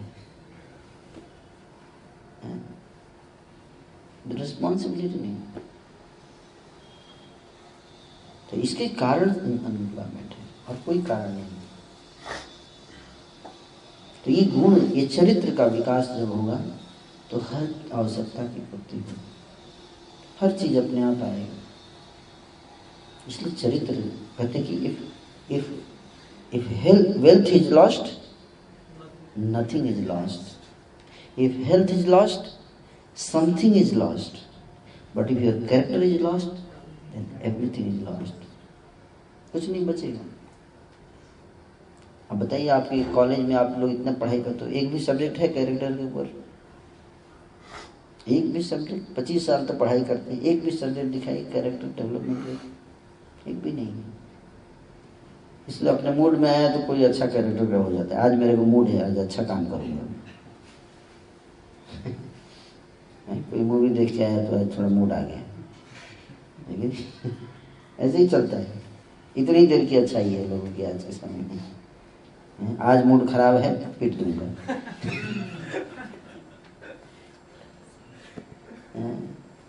यही है अच्छाई, चेंज हो रहा है। इसलिए श्री राम के चरित्र को पढ़ना चाहिए, सुनना चाहिए। प्रासंगिक है ये, ओल्ड एज की चीजें नहीं है ये, पुरानी चीजें हैं। हमें आप डार्क एज में ले जाओगे। अरे डार्क एज में, किसी एज में ईमानदारी की तो हर एज में जरूरत है।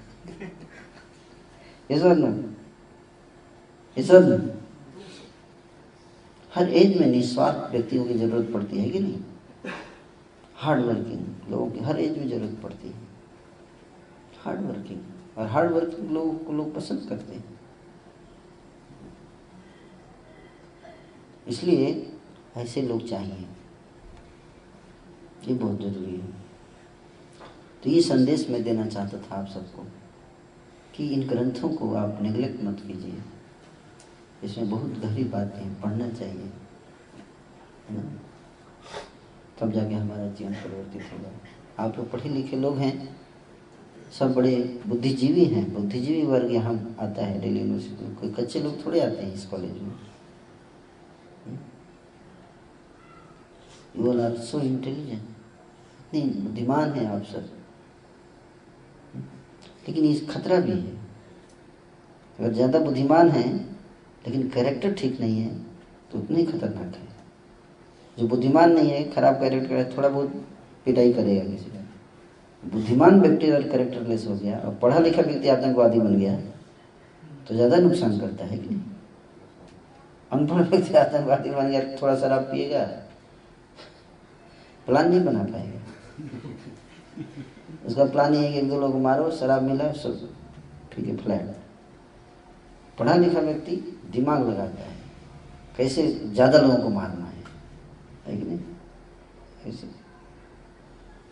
इसलिए जितना हम पढ़ते हैं उतना डेंजरस हो सकते हैं अगर हमारे अंदर कैरेक्टर नहीं। इसलिए competence as well as character दोनों साथ साथ चलना चाहिए। और आज के समाज की सबसे बड़ी विडंबना ये है, कॉम्पिटेंस तो बहुत सिखाया जाता है, कैरेक्टर ही नहीं। अपने मूड में जितना आ गया लोग कर लेते हैं, है कि नहीं? ऐसा नहीं कि लोगों की भावनाएं गलत है, लेकिन जब परिस्थिति आती है तो हम सह नहीं पाएंगे। जब प्रपोजल आता है गलत चीज का, उस समय अपने कैरेक्टर को कंट्रोल करके रखना, दैट इज कैरेक्टर, है कि नहीं? जब वैसे तो सब अच्छे हैं, है कि नहीं। लेकिन जब सामने कोई व्यक्ति आके बोले, आप आइए, सबसे आगे बोले सर एक साइन करना है 5 करोड़ दूंगा, उस समय कैरेक्टर बनाए रखना, दैट इज टफ। ये सब ऐसे तो सब अच्छी बातें करते हैं, दैट इज कैरेक्टर, लेकिन सुंदर स्त्री आ जाए, पर स्त्री दूसरे की पत्नी, उसको नहीं देखना, उसको माँ के समान देखना, ये कैरेक्टर है, दैट इज टफ। तो साधु संत नहीं कर पाते, क्या करोगे, है कि नहीं। साधु संत जेल में चले जाते हैं इसके चक्कर में, हम क्या कंट्रोल करेंगे। तो इसलिए इसको समझना है, आप सब अपने जीवन में उतारिए।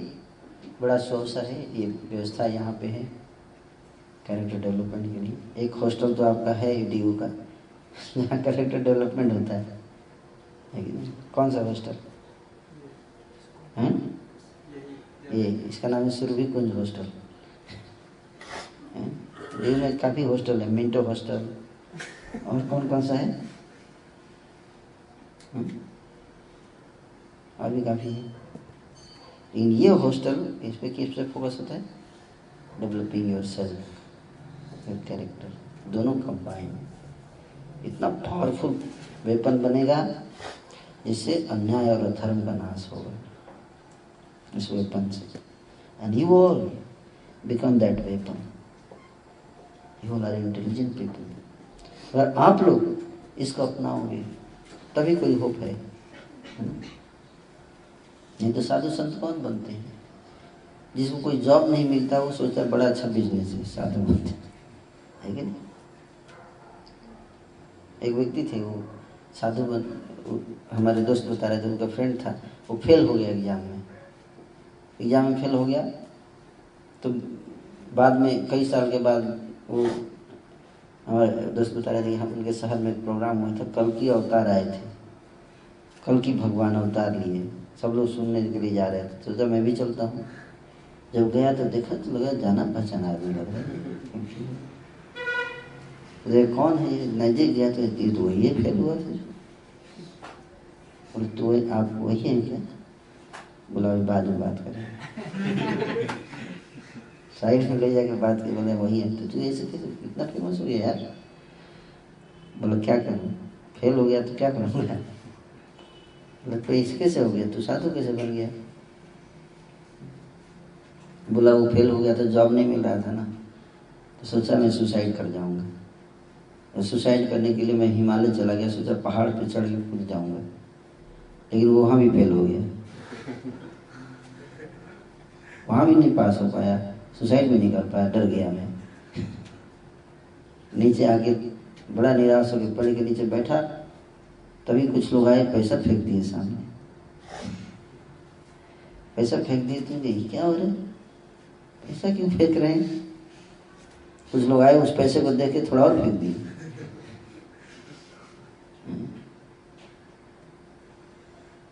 कुछ लोग आए, उसका प्रणाम भी करने लगे, और बड़ा अच्छा। फिर फेमस बाबा बन गए। फिर कुछ दिन के बाद कुछ लोग आए, बोले बाबा हम आपको है ना कल्कि अवतार बनाना चाहते हैं। तो कैसे बना दोगे, मैं हुई नहीं। लोग आप टेंशन मत लीजिए, हम प्रमोशन का काम करेंगे आपको। वो बाबा का ऐसा प्रमोशन हुआ, ऐसा प्रमोशन हुआ। ऐसे ही लोग बन रहे हैं, ऐसे ही लोग। एक बुद्धिमान व्यक्ति, आप सब बुद्धिमान हैं, और आप लोग इस ज्ञान को अपनाओगे, पढ़े लिखे लोग जब इस ज्ञान को अपनाएंगे, सेफ हैंड में ये ज्ञान जाएगा, है कि नहीं। एजुकेटेड एंड रिस्पॉन्सिबल लोग इस ज्ञान पे, जब ये ज्ञान उनके हाथ में जाएगा तो इस ज्ञान से संसार का कल्याण होगा। और आप लोग ही इतने पढ़े लिखे हो, गलत सिद्धांत को जीवन में अपना लोगे, उससे गलत सिद्धांत का प्रचार करोगे, तो सब आपके हाथ में। आप सब, you all are intelligent boys, अब मैं कुछ गलत बोल रहा हूँ तो आप बता सकते मेरे, I am ready open for discussion, और this is the need of the hour. आप सबके पास समय है, समय कोई न कोई अपना समय इधर उधर 24 घंटे तो कोई पढ़ता नहीं है, दिन में 3-4 घंटे तो इधर उधर बर्बाद करते ही हैं लोग। उसी समय को अगर आप इस ज्ञान को अर्जन करने में लगाओ और साधना, आध्यात्मिक साधना करके चरित्र विकसित कीजिए, तो उससे देश का कल्याण होगा। मैं नहीं कहता कि आप अपनी पढ़ाई छोड़ दीजिए, नहीं, आप अपनी उन चीज़ों को, उस समय को छोड़ बचाइए जो आप गलत चीज़ों में, इधर उधर फालतू कार्य में लगाते हैं, और उसी समय को आप भगवान के ज्ञान में, इस गीता के ज्ञान में, चरित्र का निर्माण में लगाइए। और साथ ही साथ अपने, उससे आपका स्टडी भी और अच्छा होगा। जब आपका चरित्र अच्छा होगा, आपका मन बस में रहेगा, कंट्रोल रहेगा, तो आप अपने लक्ष्य को भी साधने में आपको आसानी होगी। आप पढ़ने बैठोगे तो कंसंट्रेट कर पाओगे। तो इस तरह से आपकी एनर्जी बढ़ेगी और आप अपनी लाइफ में भी सक्सेसफुल होंगे, और साथ ही साथ कैरेक्टर भी आपका अच्छा होगा। आप दूसरों के जीवन में भी प्रकाश फैला सकते हैं। तो दिल्ली यूनिवर्सिटी में इसकी आवश्यकता है, काफ़ी आवश्यकता है, क्योंकि दिल्ली यूनिवर्सिटी का डिग्रेडेशन बढ़ता जा रहा है दिन पर दिन। इतना बढ़ गया है कि अब लोग इसको डिग्रेडेशन मानते ही नहीं। डिग्रेडेशन इतना बढ़ गया है कि अब डिग्रेडेशन मानते ही नहीं लोग, सोचते यही लाइफ है, यही लाइफ है।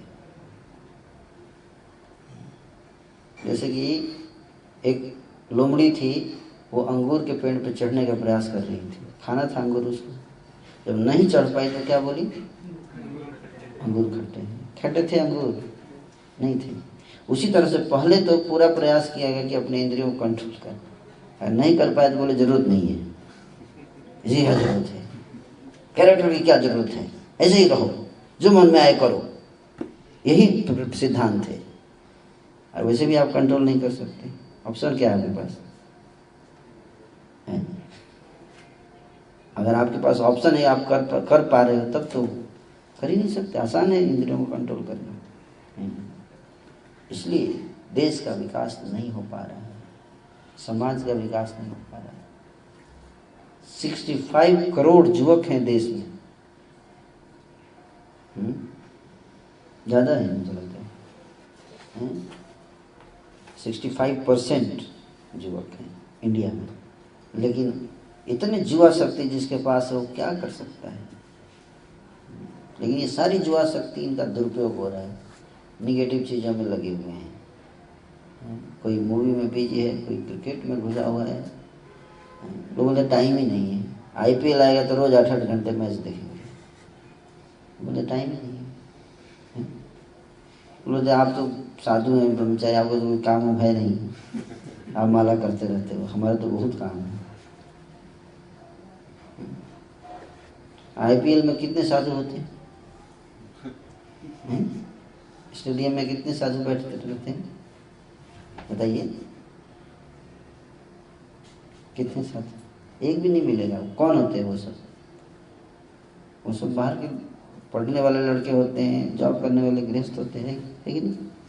अगर एक गृहस्थ का एक स्टूडेंट को IPL में 8 घंटे मैच देखने का टाइम है, तो गीता पढ़ने के लिए टाइम क्यों नहीं उसके? निकाल सकता है, चाहे तो निकाल सकता है, लेकिन रुचि नहीं है, इच्छा नहीं है, प्रायोरिटी नहीं है। सबसे इम्पोर्टेंट चीज़, प्रायोरिटी नहीं देते इसको, सोचते इसलिए इम्पोर्टेंट नहीं, जबकि ये सबसे ज़्यादा इम्पोर्टेंट है, सबसे ज़्यादा इम्पोर्टेंट है। मैं आप सबका बहुत बहुत आभारी हूँ कि आपने पेशेंस से सुना, इतना समय दिया आपने। Thank you so much. I hope this will help you to become a better person in your life. भगवान श्री रामचंद्र की जय। लीला आपको कथा नहीं बताएगी, कथा तो आप सब जानते ही रामायण की, है कि नहीं? राम अवतार लिए, कैसे धनुष तोड़े, कैसे वन वापस आए, कैकेयी ने उनको वन में भेज दिया, वन में गए, वहाँ से श्री रावण ने सीता को अपहरण किया, फिर लंका पे चढ़ाई की, रावण का वध किए, वापस अयोध्या में आए, सीता जो है उनके ऊपर लांछन लगा, उनको वन में भेजा, और फिर 10,000 साल तक राज्य किया भगवान श्री राम ने, राम राज्य जिसको कहते हैं। जब भगवान राम राज्य कर रहे थे तो उनके लाइफ में कोई दुख नहीं था, यहाँ तक कि बारिश भी बिल्कुल समय पर आती थी। मौसम ऐसा रहता जैसे हमेशा एसी चल रहा हो, ऐसा मौसम रहता था, न गर्मी न ठंडी, ऐसा लिखा है ऐसे महाभारत में। अपने आप वृक्ष फल से लदे रहते थे, फसल अपने आप उगती थी। इच्छा, किसी की इच्छा के बिना मृत्यु नहीं आती थी। जब व्यक्ति इच्छा करेगा तभी उसकी मृत्यु आएगी। आजकल ये फैसिलिटी कोई मरेगा ही नहीं, लेकिन फिर भी पॉपुलेशन नहीं बढ़ता था क्योंकि लोग टाइम पे अपना चले जाते थे। ऐसा माहौल था वो भगवान श्री राम के राज्य में। तो ये तो कथा आप लोग जानते ही हैं, सीरियल भी है, देखना चाहें देख सकते हैं। लेकिन जो तत्व जो मैंने बताया वो इम्पोर्टेंट है ना, वो जानना जरूरी था, इसलिए उसको चर्चा करें। बहुत किसी का कोई प्रश्न है तो आप पूछ सकते हैं।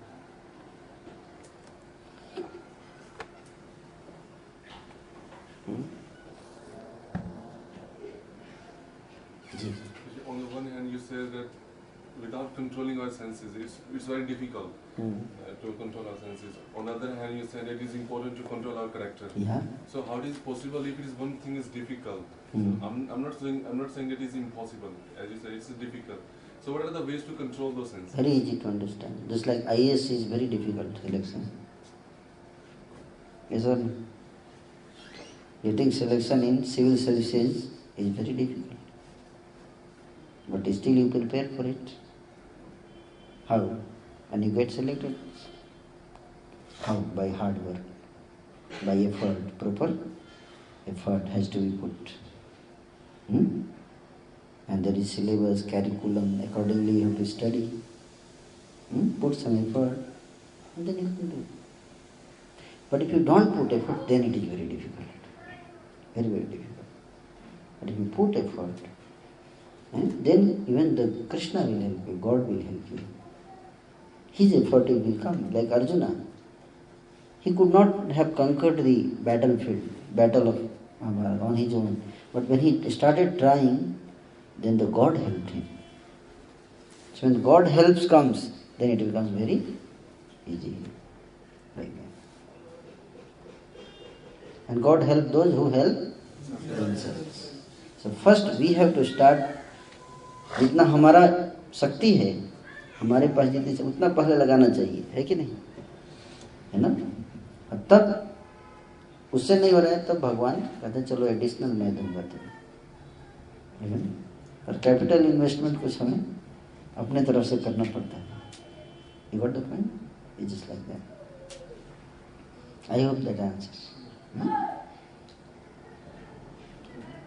एक प्रश्न है, मैं कह नहीं रहा हूँ, लेकिन वो ये विद्यार्थियों का ही प्रश्न होता है, स्टूडेंट्स का ही, कि हम भी प्रपोज कर रहे हैं एक थ्योरी, एक मीडियम संसार को चेंज करने का, और बहुत सारे सोशल ऑर्गेनाइजेशन भी प्रपोज करते हैं। तो ऐसा लगता है कि हम भी बहुत जैसे हम मतलब स्पिरिचुअलिस्ट, जो रियल एक्चुअल स्पिरिचुअलिस्ट हैं, सच्चे आध्यात्मिक जो मार्गदर्शक हैं, उनका भी लगता है कि इफेक्ट बहुत ज़्यादा प्रोमिनेंट नहीं है, और बाकी भी ऑर्गेनाइजेशन हैं, NGOs हैं, उनका भी इफेक्ट बहुत प्रोमिनेंट नहीं है।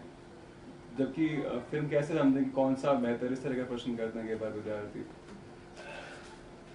प्रोमिनेंट उनका तो इफेक्ट कुछ है ही नहीं, हमारा तो इफेक्ट प्रोमिनेंट नहीं हो सकता है, पर उनका तो इफेक्ट कुछ है ही नहीं।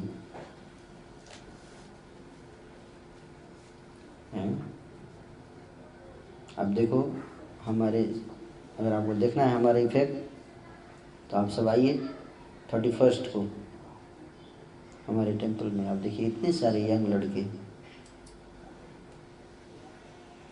इफेक्ट है।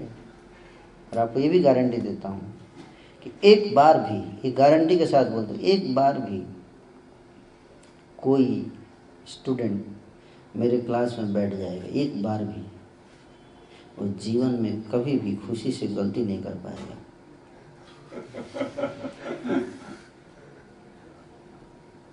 एक गारंटी के साथ बोल रहा हूँ, आप गलती भी करेगा तो पछताएगा, क्यों किया मैंने। ये भी बहुत बड़ा अचीवमेंट है कि नहीं। ये पावर है हमारा, जो एनजीओ में नहीं है। एनजीओ में तो जब तक मूड रहता है अच्छा करते हैं, उसके बाद नहीं। क्योंकि कौन दूसरों को सुधार सकता है? जो खुद को सुधार पाया हो, जो खुद सुधरा हो वही दूसरों को सुधार सकता है। इसलिए जो निस्वार्थ है वही दूसरों को, है ना, सच्चे धर्म की शिक्षा दे सकता है, सच्चे कर्तव्य की शिक्षा वही व्यक्ति दे सकता है। मैं ये नहीं कहता कि एनजीओज का एफर्ट व्यर्थ है, नहीं, ठीक है, वो अपने लेवल पे they are also trying to do some good work. They are not our competitors, उनका काम अलग है, हमारा काम अलग है, डिपार्टमेंट अलग है, there is no need to compare, है कि नहीं? कोई कंबल बांट रहा है वो भी जरूरी है, हम कंबल नहीं बांट सकते, है कि नहीं? लेकिन हम ज्ञान बांट सकते हैं, है कि नहीं? वो भी बहुत इंपॉर्टेंट चीज़ है ना। कई लोग बोलते हैं हर व्यक्ति आपकी तरह साधु हो जाए तो कैसे चलेगा संसार? फिर ट्रेन कौन बनाएगा, मेट्रो कौन बनाएगा?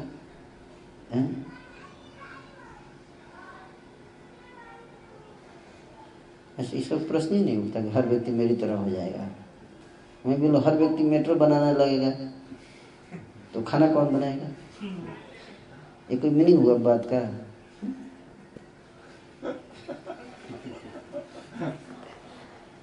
जिसका जो काम है वो व्यक्ति वो काम करना चाहिए। हर काम का अपना इम्पोर्टेंस है और उसके लिए कुछ लोगों को आगे आना चाहिए।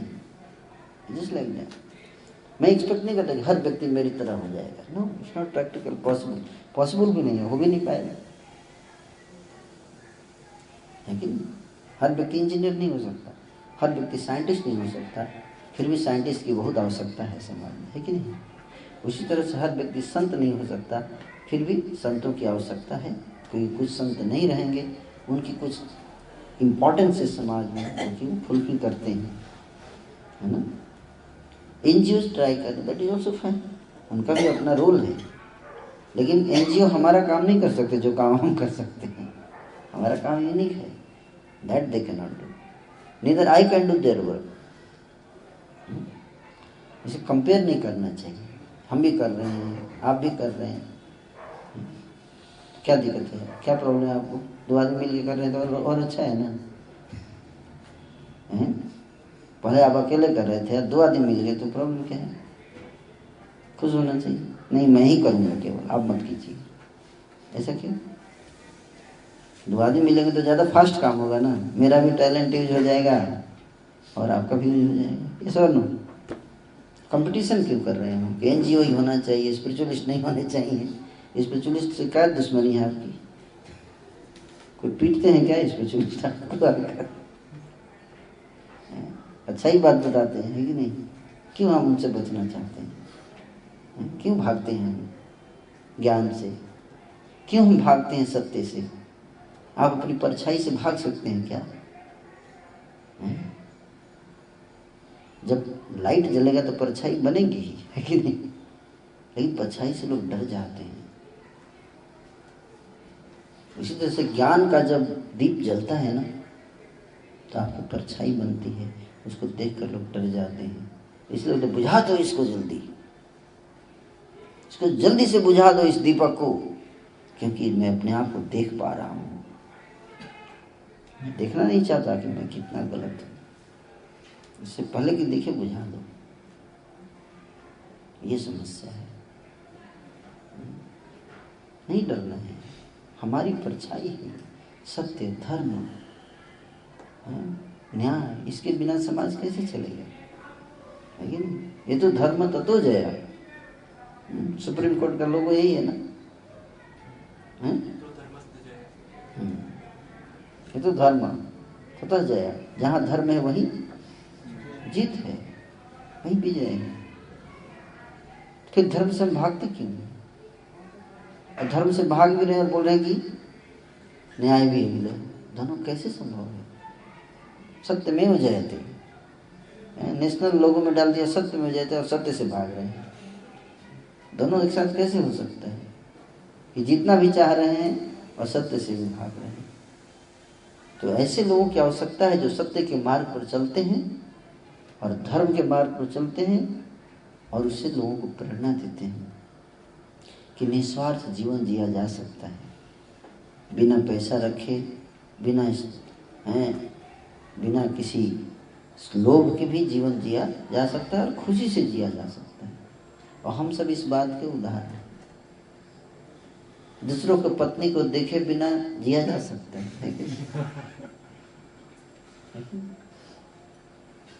इसके उदाहरण है। हम जी रहे हैं ना, जी रहे कि नहीं जी रहे, खुशी से जी रहे हैं, दुखी नजर आ रहे हैं, किया जा सकता है ना। यहाँ पे तो लोग एक पत्नी उसके बाद भी भागते हैं इधर उधर।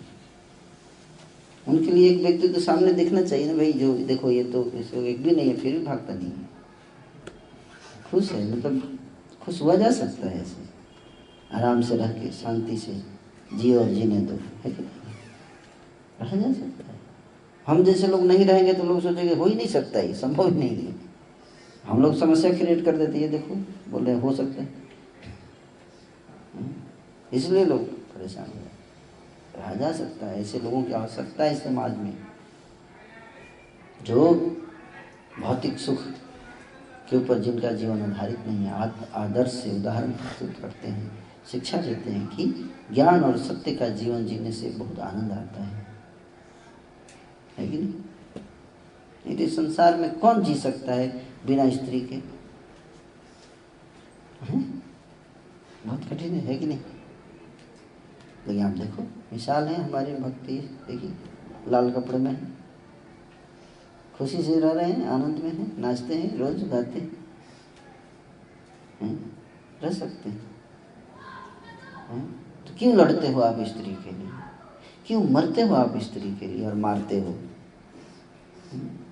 ये शिक्षा मिलती है ना, ये सब मरना और मारना क्यों, उस चीज के लिए, दूसरों को स्त्री के लिए मर रहे हैं, जान दे देंगे तेरे लिए। अरे जान दो, कुछ अच्छा काम के लिए जान दो, है कि नहीं। इससे आपसे तो बढ़िया वो सोल्जर हैं जो देश की रक्षा करते मर जाते हैं। आपकी तरह जान तो ये तो फतेंगे भी जान देते हैं लैंप के सामने जाकर। आप में उसमें क्या अंतर है? किसके लिए जान देते हैं फतेंगे? क्या फायदा हुआ उसके जान देने का? कोई फायदा नहीं है। उसी तरह से इस तरह स्त्री और इसके पीछे भाग कर जीवन बर्बाद करने का कोई मोल नहीं है। उसी तरह जैसे फतेंगे लैंप की तरह भागते हैं, मर जाते हैं। जान देना है, कुछ सार्थक काम कीजिए, है कि नहीं, वो बताया जा रहा है। तो ये सीख सकते हैं आचरण से, ये सब चीज़ें उतना इसको मतलब ग्लैमराइज नहीं करो, नहीं करना चाहिए इन सब चीज़ों को। जो इम्पोर्टेंस की चीज़ है उसको ग्लैमराइज करो। क्रिकेट में अगर सचिन तेंदुलकर या विराट कोहली आउट हो गए 0 पे तो लोग रोने लगते हैं कि नहीं। प्रैक्टिकली आप देख सकते हैं स्टेडियम में रो रहे हैं लोग, काफ़ी रो रहे हैं, इमोशनल। और उन्हीं को सुना दिया जाए कि 6 सोल्जर मारे गए, एक बूंद भी नहीं गिरेगा आंसू। क्या करना है आपका? किसमें ज़्यादा लॉस हुआ? विराट कोहली छक्का मारे बिना आउट हो गया, उसमें ज़्यादा लॉस हुआ, या सोल्जर मर गया बॉर्डर पे, उसमें ज़्यादा लॉस हुआ? तो उसके क्यों नहीं रोते? ग्लैमराइज नहीं किया गया, दैट्स ऑल। इसलिए प्रायोरिटाइज नहीं किया जा रहा है सत्य को आज के समय में, इसलिए इस तरह की चीज़ें बढ़ रही हैं। तो आप लोग सोचिए इस बात पे, मैं ही विराम दूंगा। Thank you so much. Hare Krishna.